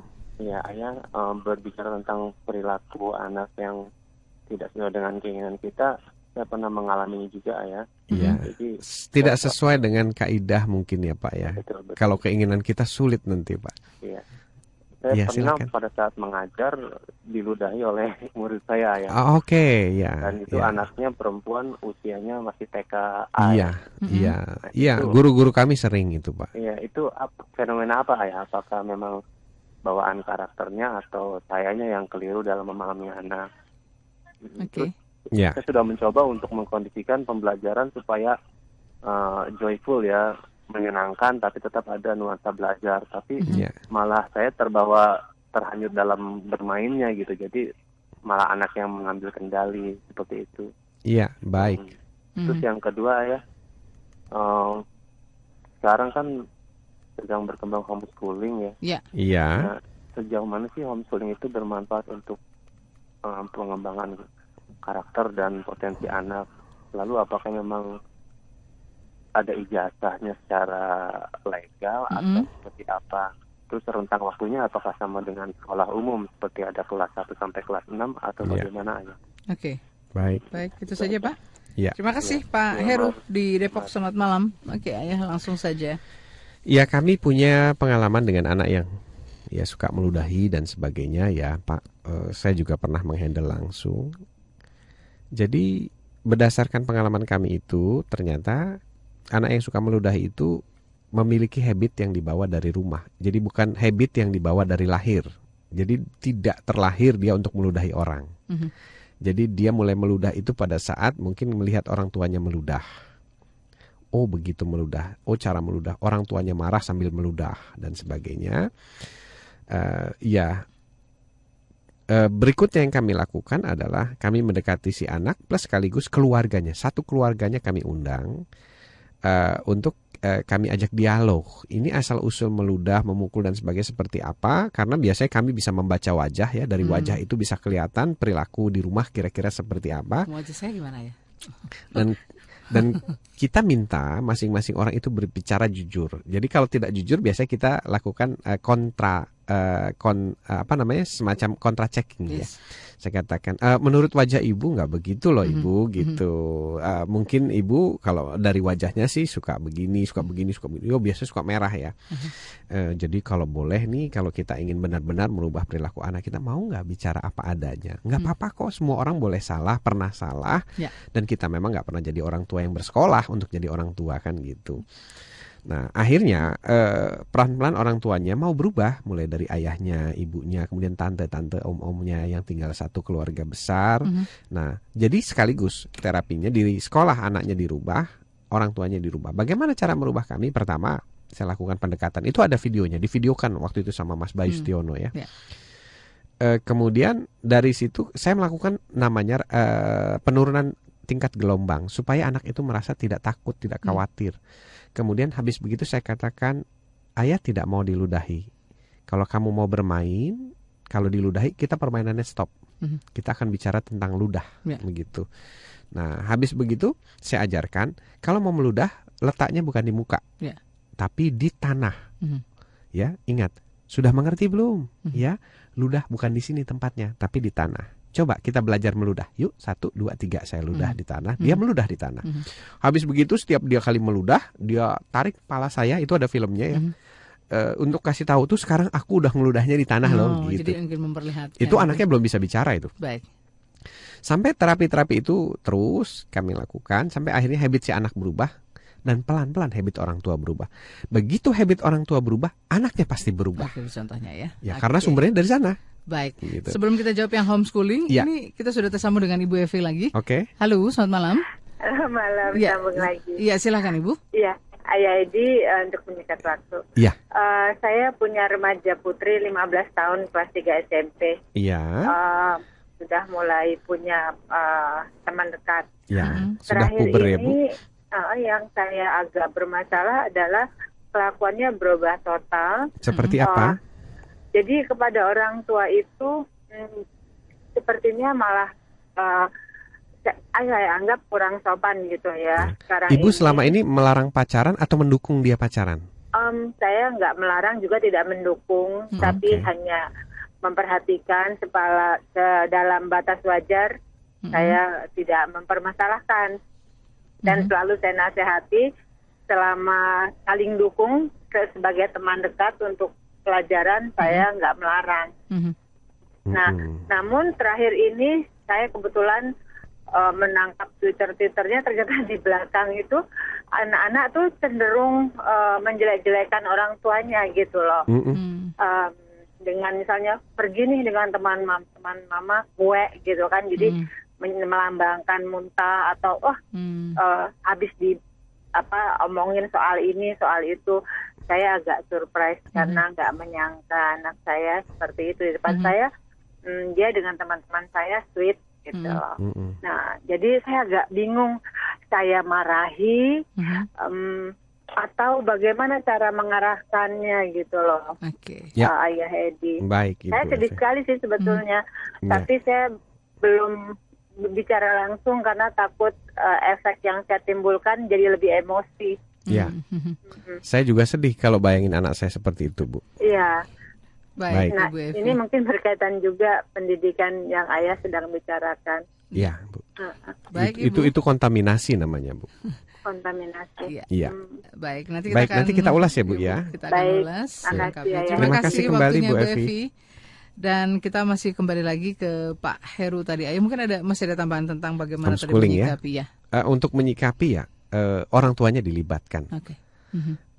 Kemudian ditelusuri juga lingkungan sekolahnya seperti apa. Kalau lingkungan sekolah teman-temannya gayanya suka meludah seperti itu, ya sulit begitu karena bapak kan hanya guru kursus saja gitu. Jadi asal usul perilaku anak itu pertama rumah, kedua sekolah, gitu. Ketiga lingkungan bermain. Nah, kalau ini terpelihara dengan baik, maka anak kita jadi baik. Seperti itu. Nah, mengenai homeschooling, nah ini dia. Kenapa saya meng-homeschoolingkan anak saya? Karena ternyata dulu Kak Seto pernah bilang bahwa sekolah yang tidak memperdulikan perilaku anak yang berkembang di sana, maka sekolah itu akan menjadi pusat kontaminasi penyakit sosial. Ini berhubungan dengan anaknya Bu Evi tadi nih. Kenapa demikian? Karena begini. Di sekolah itu kan akan terkumpul anak-anak dari berbagai macam jenis tipe orang tua yang berbeda. Ada yang peduli, ada yang nggak peduli, ada yang cuek, ada yang angkuh, ada yang sombong, ada yang tidak begini dan begitu. Sampailah perilaku mereka terbawa masing-masing dari rumah ke sekolah. Kemudian di sekolah itu disuburkan oleh masing-masing lingkungannya. Kenapa saya katakan disuburkan? Karena sistem sekolah kita itu tidak menjadikan itu prioritas. Padahal itu adalah prioritas sebenarnya. Tidak akan anak itu menjadi beres, baik, pintar, apalagi jenius kalau itu belum masalah-masalah seperti itu belum terselesaikan dengan baik. Begitu. Nah, jadi pilihannya adalah homeschooling.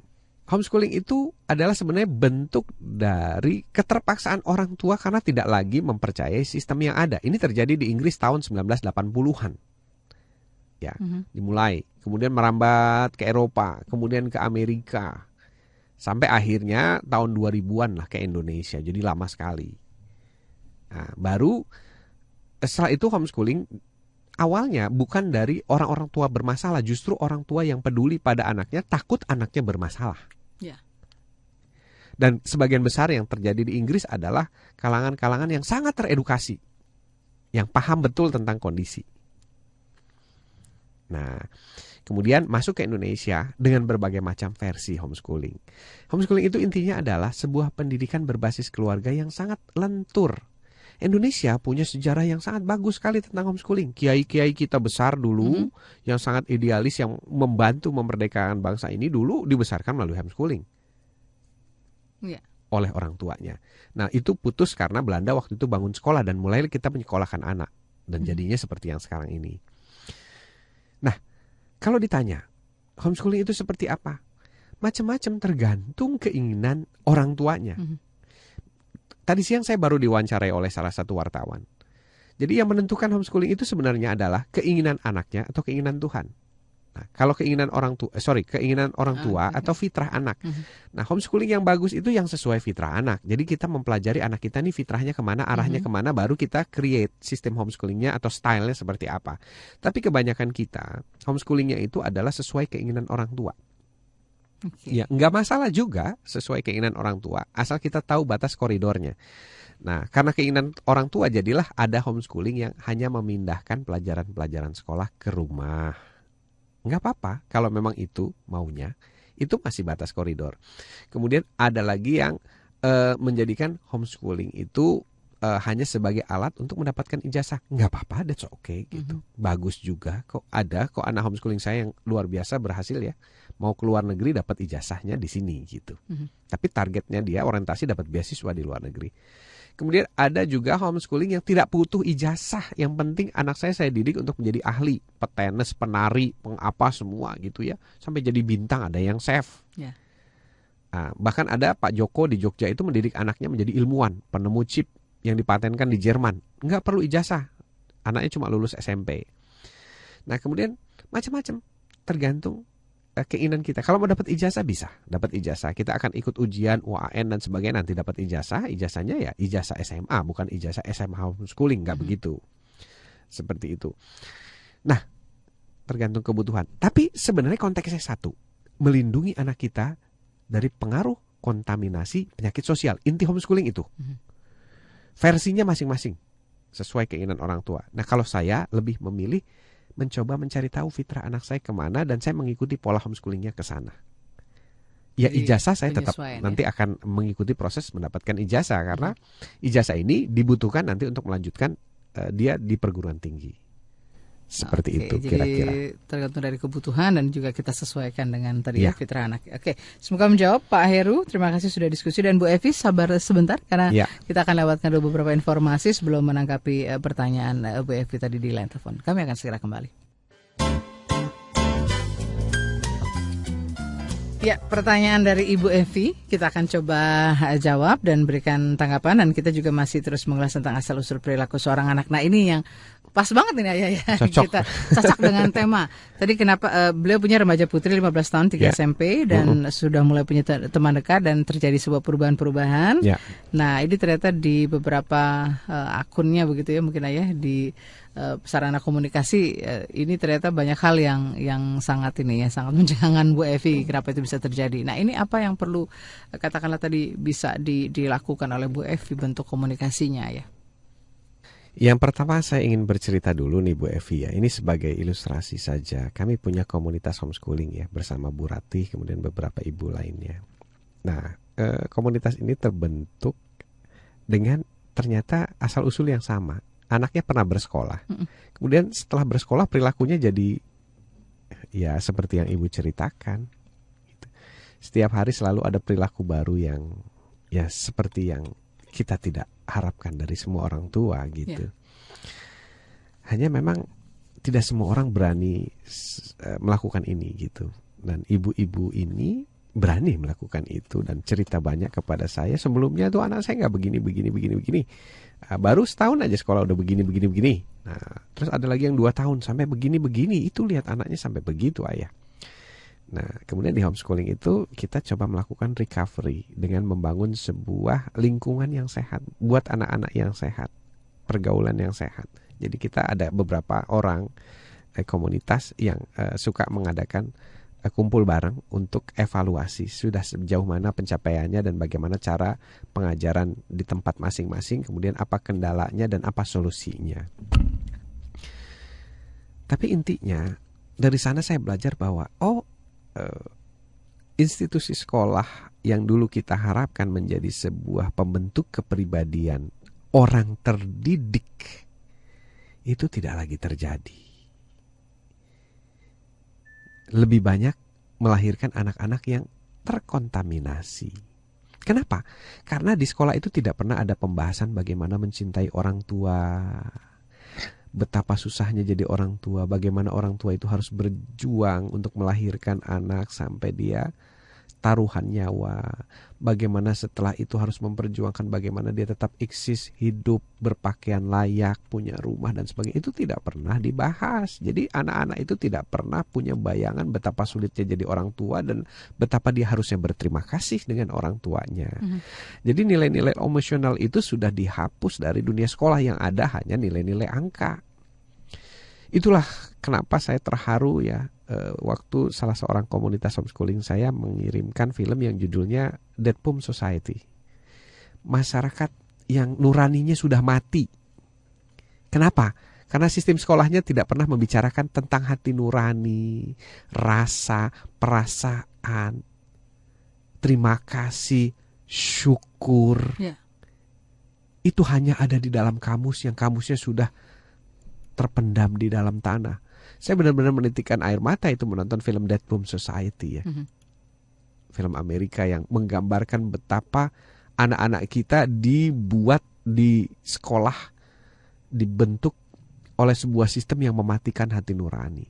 Sampai mereka pada akhirnya nggak punya rasa sama orang tua, nggak punya say thank you, nggak punya rasa orang tuaku tuh begini.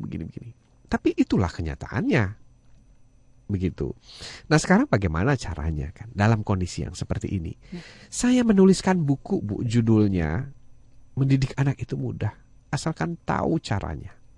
Ini adalah buku yang saya susun dari pengalaman saya mengatasi masalah-masalah yang dihadapi orang tua seperti yang Ibu hadapi sekarang. Jadi akhirnya orang tua harus berjuang sangat keras merubah dirinya untuk bagaimana bisa masuk menjadi sahabat anak melebihi sahabat-sahabatnya di sekolah. Dan buku itu membimbing kita bagaimana kita membuka pertanyaan tentang pacaran. Bagaimana kalau anak kita sudah mulai suka sama lawan jenisnya, kemudian kita bercerita, dulu mama juga seusia kamu loh, lagi ser-seran tuh sama cowok. Kalau mama tuh suka cowok yang kayak begini. Nah, itu adalah teknik-teknik menggali yang tanpa sadar nanti dia akan bercerita. Kemudian teknik-teknik yang diajarkan di sana adalah membuat kita menjadi lebih bersahabat sama anak. Termasuk misalnya ada gambar-gambar tadi ya, gitu. Sayang, gambar apa ya itu ya? Buat mama atau bukan ya? Kalau buat mama kira-kira artinya apa ya? Terus kalau mama lagi main-main sama teman kamu, terus mama juga lagi sama anakku nih, gitu, kira-kira perasaan kamu seperti apa ya? Itu bahasa-bahasa perasaan yang harus dihidupkan kembali, bahasa nurani yang harus dihidupkan kembali dari anak kita yang sudah mati nurani. Itu yang disentuh oleh film Dead Poem Society itu adalah, hey come on, ini kita sedang tersesat loh gitu. Kita sedang mendidik, mengedukasi anak-anak kita itu tanpa hati nurani. Mereka seperti robot yang mungkin bisa jadi mereka pintar, berprestasi, tapi gak punya hati. Untuk apa katanya? Kita ini manusia, makhluk yang diciptakan dengan hati nurani. Sisanya binatang itu gak ada hati nurani, adanya naluri. Nah, pembahasannya panjang, Bu. Tapi pesannya adalah jangan hadapi dengan emosi kalau bisa. Belajarlah kita menjadi sahabatnya anak kita. Gak apa-apa kalau yang sudah terjadi seperti itu, bagaimana kita menggali dan menanamkan atau membangkitkan hati nurani dia. Bagaimana sih perasaan mama nak kalau kamu misalnya memberikan gambar seperti itu? Gak apa-apa nak kalau kamu mau teruskan. Tapi tahu gak kalau mama itu sedih sekali. Kalau mama sedih mungkin mama akan sering terkena antibodinya akan sering terkena. Kemudian nanti kalau sering terkena mama jadi sakit-sakitan, mungkin cepat mati. Bayangkan kalau mama mati 2 tahun ke depan, kamu sama siapa lagi sayang? Bayangkan kalau kamu punya mama tiri, apakah dia sesayang seperti mama? Jadi Itu adalah bahasa-bahasa hati. Nurani. Iya, itu yang harus dibangkitkan kembali. Makanya saya juga tersadarkan itu melalui film itu, ya Tuhan, benar ya. Gitu, kita sudah mematikan hati nurani anak-anak kita dengan tidak memberikan pelajaran-pelajaran budi pekerti. Kemudian aplikasinya seperti apa? Bayangkan Ibu kalau bangsa kita seperti ini, apa yang akan terjadi 10 tahun ke depan, 20 tahun ke depan? Banyak anak-anak yang mulai menjauhi orang tuanya, hubungan yang hancur dalam keluarga, karena semuanya dihitung dalam bentuk angka-angka seperti orang berdagang. Tidak ada lagi nih tata krama ya. Iya. Karena keterbatasan waktu saya, jadi saya merekomendasikan kalau bisa Ibu cari penerbitnya Tangga Pustaka, Ibu. Tangga Pustaka, kalau Ibu gabung di Facebook kami, komunitas Ayah Edi, atau di Twitter @ayahedi, maka Ibu bisa menemukan Tangga Pustaka dan Ibu bisa bertanya di sana. Kemudian stok bukunya kalau nggak ada di buku, Ibu bisa cari di Facebook kami ya. Salah satu anggota Facebook kami adalah Karib kami, itu menyediakan buku-buku kami, termasuk buku tadi ya. Mendidik anak ternyata mudah loh, asalkan kita tahu caranya. Insya Allah kalau Ibu mempelajari ini pelan-pelan saja sambil santai, selembar demi selembar. Jadikan ini buku panduan, bukan sekali baca kemudian kita taruh di lemari, tapi dipraktekkan. Insya Allah Bu, pelan-pelan kita bisa bersahabat. Saya pernah mencobakan buku itu pada salah seorang anak yang diduga lesbian dan ternyata lesbuen. Orang tuanya sendiri tidak bisa membongkar, saya bisa membongkar dengan teknik yang ada di buku itu, Bu. Padahal harusnya kan orang tuanya lebih dekat, lebih sering ketemu, lebih intens ya. Tapi siapa saya hari ini baru ketemu dan saya laki-laki, itu masalah sangat pribadi gitu. Saya tidak mengatakan lesbian itu baik atau buruk, tapi hati nurani dia saya sentuh. Menurut kamu sendiri seperti apa? Are you happy with that? Are you enjoy with that? Sampai nangis Bu anaknya. Itu yang coba saya bangkitkan kembali. Pendidikan yang membangkitkan nurani. Oke Bu Evi tadi ya, mudah-mudahan sudah menjawab dan bisa membantu menemukan solusi terbaiknya. Ya. Semoga bermanfaat. Kita ingin tahu juga, ini ada yang ingin tahu nih, tadi film yang disebutkan Ayah, mungkin apakah ini masih juga bisa ditonton atau sudah beredar begitu? Masih beredar? Dead Poem Society. Jadi zamannya Khalil Gibran, yang namanya pendidikan itu anak-anak diajarin bagaimana bersajak, membuat puisi, membangkitkan hati, melihat citra-citra, kemudian menikmati, mengagungkan ciptaan Tuhan. Jadi melihat titik air itu sebagai sebuah anugerah, sinar matahari itu sebagai sebuah kasih dari Tuhan. Kemudian muncul rasa syukur, itu zamannya Khalil Gibran. Oke, jadi pendidikan itu nama, seperti itu. Itu nama filmnya ya.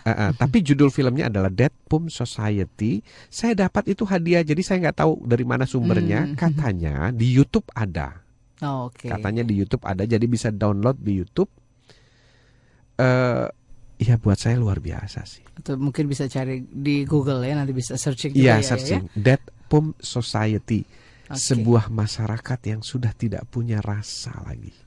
Oke, tapi kita masih punya rasa ya. Mudah-mudahan. Kita masih akan berbagi lagi di satu sesi berikutnya untuk bisa menanggapi pertanyaan-pertanyaan yang lain yang juga sudah masuk, dan terima kasih untuk Anda yang sudah berinteraksi bersama kami.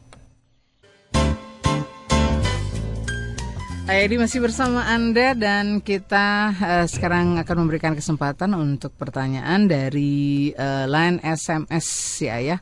Kita ke Pak Muhammad Kasih di Tanjung Priuk. Ayah, dulu orang tua sering bertengkar sampai anak-anak pada takut. Tapi kenapa setelah kami ini beranjak dewasa malah seluruh ketakutan itu hilang dan sekarang berganti menjadi emosi yang susah dikontrol, Ayah. Nah, bagaimana ini kita bisa menyikapi hal ini, mengendalikannya? Oke, sebelum dijawab sudah ada telepon juga ya. Kita sekaligus juga menyapa penelpon. Halo, selamat malam. Malam, Mbak Nancy. Selamat malam, dari siapa di mana, Bu? Dari Santi di Depok. Oke, Bu Santi, boleh langsung Bu pertanyaannya? Oke, terima kasih. Assalamualaikum Ayah. Waalaikumsalam Bu Santi. Mau tanya ya tentang kembar. Kembar kan suka ribut pasti ada, tapi sekarang udah lebih enak ya. Karena sekarang ini yang suka saya belum bisa menyikapinya. Jadi kalau mereka ribut, terus mereka kan sering minta maaf ya. Mereka berdua nih ya. Terus kalau yang salah minta maaf, Terus kan kadang misalkan adik salah, kakak minta maaf, kakak nggak mau gitu ya. Ntar aja. Nggak, kakak nggak mau maafin gitu. Akhirnya kan suka jadi nangis lagi tuh ayah. Padahal saya sudah bisa jelasin, tunggu nanti sampai kakaknya sudah nggak marah lagi sama adik. Tapi adik mau maafnya sekarang. Nah, akhirnya si adik nangis.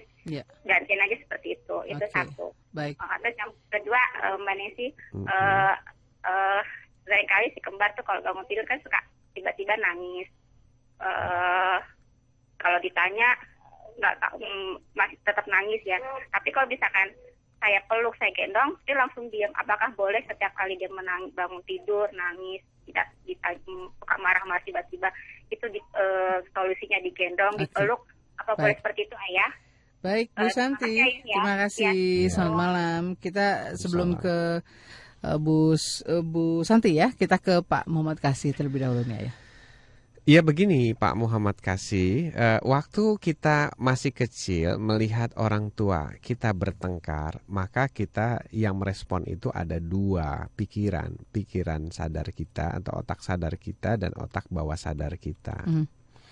Otak sadar kita itu sebagai seorang anak melihat suara-suara keras dan bentakan, maka yang muncul adalah ketakutan. Nah, seperti itu. Tapi otak bawah sadar kita itu merekam bentakan-bentakan dan proses emosi tadi. Nah, otak sadar itu kan biasanya mudah terlupakan, tapi otak bawah sadar ini selamanya tidak bisa dilupakan, tersimpan. Jadi begitu waktu kita anak-anak, maka reaksinya dua. Yang satu adalah kita takut, tapi alam bawah sadar kita merekam proses pertengkaran itu. Nah, begitu sudah dewasa, maka alam sadarnya lupa nih. Jadi rasa takutnya sudah tidak ada lagi. Nah, itu sifat alam sadar karena memori singkat alam sadar itu. Sedangkan alam bawah sadar itu memori selamanya atau memori jangka panjang. Jadi begitu kita dewasa, yang takutnya hilang, yang muncul adalah reaksi-reaksi dasar yang dulu pernah kita rekam. Jadi pemukulan misalnya atau bentakan atau emosional yang meledak-ledak. Nah, begitu kira-kira ceritanya. Nah, kalau ditanya bagaimana menghilangkannya, saya pernah bercerita panjang di Smart FM, namanya pengendalian emosi, Pak. Itu ada 2 langkah.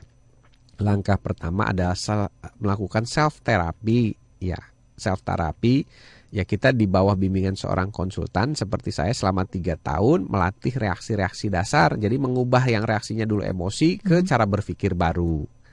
Namanya terapi mindset. Nah, yang kedua, kalau misalnya kita tidak cukup banyak waktu atau tidak sabar untuk melakukannya, kita bisa menggunakan teknik hipnosis. Jadi kita datang ke ahli hipnosis, ya ke terapis, kemudian menceritakan semua problematik kita dan mengharapkan perubahan. Maka nanti alam bawah sadar kita akan dilakukan penataan ulang reaksi baru terhadap masalah-masalah yang sama, begitu, supaya nanti kalau ada kejadian-kejadian yang membuat kita emosi, reaksi kita tidak marah, tapi lebih berpikir, misalnya lebih rileks dan sebagainya. Itu bisa dilakukan melalui teknik hipnosis. Nah, ahli hipnosis di Smart FM banyak ya. Nanti silahkan dengarkan saja talkshow-nya. Jadi bisa bertanya langsung di sana, atau mungkin kalau bisa janjian ketemu, bisa ketemu untuk ikut terapi begitu. Oke, kita ke Bu Santi di Depok tadi. Ya, Bu Santi bertanya dalam kejadian yang berbeda tapi konteksnya sama, Bu. Gitu. Jadi Bu Santi ini masalahnya adalah bingung kalau anaknya nangis. Nah, saya sudah menjawab hal yang berkali-kali juga sama. Jadi kalau memang anak nangis ya biarkan. Kasih tempat. Ya. Kasih kesempatan, ya udah nak, kalau mau nangis aja gitu. Nah, Ibu Santi masih selalu bingung hal yang sama. Nah, mungkin cara terbaiknya adalah Ibu tulis jawaban saya, kemudian Ibu baca ulang supaya nggak lupa. Gitu kira-kira. Untuk lebih memudahkan ya. Iya, karena konteksnya sama kan. Ibu selalu nanya anaknya nangis begitu.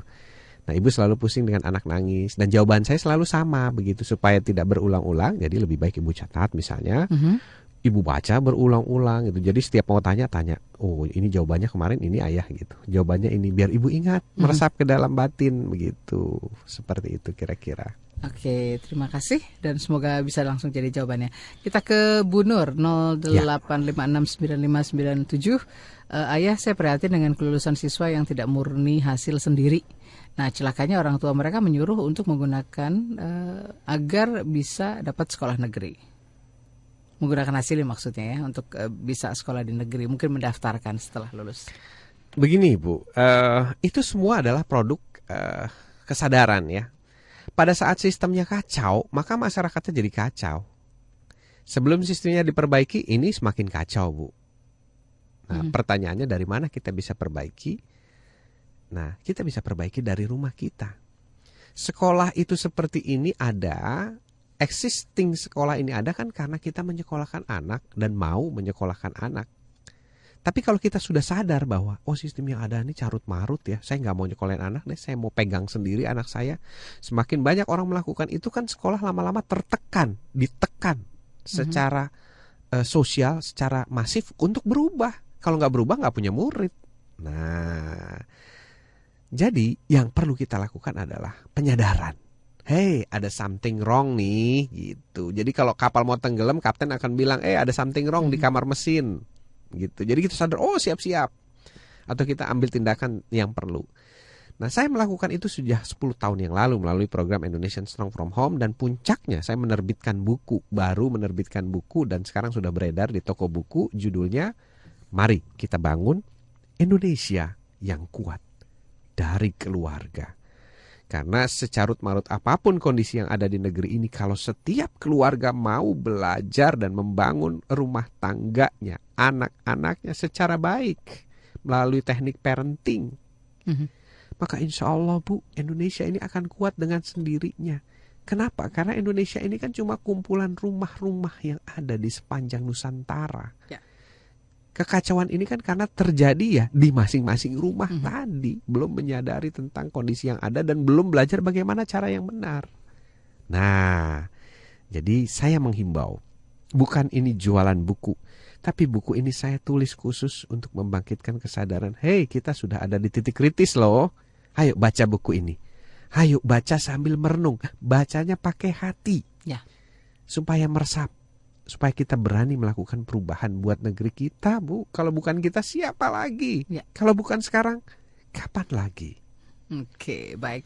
Dan mungkin buku ini juga bisa diperoleh untuk Bu Santi ya. Nanti bisa cari supaya tadi nggak lupa catatannya sudah ada di dalam semua ya. Ketika apa yang harus dilakukan, ketika apa yang ditemui terhadap anak-anak. Iya, bukunya bagus kok. Okay. Saya jamin bukunya bagus. Jadi ini buku terbaru Ayah nih ya? Iya. Oke, dan untuk Anda yang tadi bertanya tentang apakah Indonesian Strong from Home sudah dibukukan, nah ini jawabannya terjawab sudah dibukukan, sudah diterbitkan pula ya. Sudah diterbitkan, penerbitnya Tangga Pustaka. Di dalamnya ada hadiah stiker. Siapapun yang membeli, tolong jadikan stiker itu sebagai kampanye kita. Tempel di depan rumah. Kalau punya motor, tempel di motor. Kalau punya mobil, tempel di mobil. Supaya kita selalu teringatkan, hey, saya sekarang sudah menjadi bagian dari gerakan membangun Indonesia yang kuat dari keluarga. Oke, Ayah, dari apa yang sudah kita ulas dan kita diskusikan tadi, bagaimana sebetulnya perilaku itu bisa muncul asal-usul dari perilaku ya setiap anak kita. Ini apakah ada beberapa katakanlah aturan main atau juga mungkin penerapan terhadap umur-umur tertentu sehingga juga nanti ini bisa langsung kita aplikasikan? Pembentukan dasar-dasar atau proses instalasi komputer tadi ya, kalau saya bilang instalasi kita komputer, ibaratkan seperti itu ya. Iya, ibaratkan seperti itu baru selesai sampai SMA. Jadi sebenarnya usia emas pendidikan anak itu adalah mulai 0 tahun atau mulai saat mereka TK sampai SMA. Itu adalah usia emas. Waktu saya diwawancarai, saya katakan the golden years pendidikan itu adalah mulai TK sampai dia selesai SMA. Kalau SMA itu dia manner, berperilaku baik, hati nuraninya hidup, maka kesananya saya jamin dia jadi orang. Tapi kalau sampai SMP masih bergejolak, itu dijamin SMP-nya juga bergejolak, SD-nya bergejolak, dan seterusnya sampai kuliah akan masih terus bergejolak. Jadi itulah yang menjadi basis fokus saya mengajak orang tua untuk memperhatikan fase mulai dari TK sampai SMA saja. SMA itu udah fase identitas. Begitu kira-kira Mbak Nancy. Oke. Ada quote mungkin untuk inspirasi kita minggu ini, tema kita kali ini sebagai penutup coba kita malam ini. Saya mengajak kepada seluruh pendengar Smart FM dari hati yang paling dalam. Ini dari batin saya. Untuk sama-sama yuk kita bangun Indonesia yang kuat dari keluarga. Melalui anak-anak kita tercinta. Bagaimana caranya? Bapak Ibu sekalian bisa kunjungi website kami di www.ayahkita.com atau mari kita buka lembaran buku-buku yang saya tulis yang berjudul Mari Kita Bangun Indonesia yang Kuat dari Keluarga, supaya pikiran kita tersadarkan dan kita berani melakukan action paling tidak untuk keluarga kita sendiri. Oke, semoga menjawab apa yang sudah kita coba diskusikan, dan ini juga mudah-mudahan sudah bisa ditemukan solusi terbaiknya ya ketika melihat asal-usul perilaku anak, maka kita tahu bagaimana menyikapi dan menghadapinya. Terima kasih Ayah atas waktunya, terima kasih inspirasinya, dan terima kasih Smart Listener untuk kebersamaannya. Semoga tentunya banyak hikmah dan inspirasi bisa didapatkan malam ini, jadi manfaat untuk kita dan keluarga kita, sehingga kita bisa terus membangun keluarga yang luar biasa melalui membangun Indonesia yang luar biasa melalui keluarga kita ya. Allah. Kita pamit dulu, kita ketemu lagi minggu depan, dan pastikan siap Selasa malam kita bisa bergabung kembali. Saya Nancy Moko Ginta. Saya Ayah Edi. Let's make Indonesia strong from home. Telah Anda ikuti Indonesian Strong from Home bersama Ayah Edi. Untuk konsultasi dan seminar, hubungi 0816 182 2323.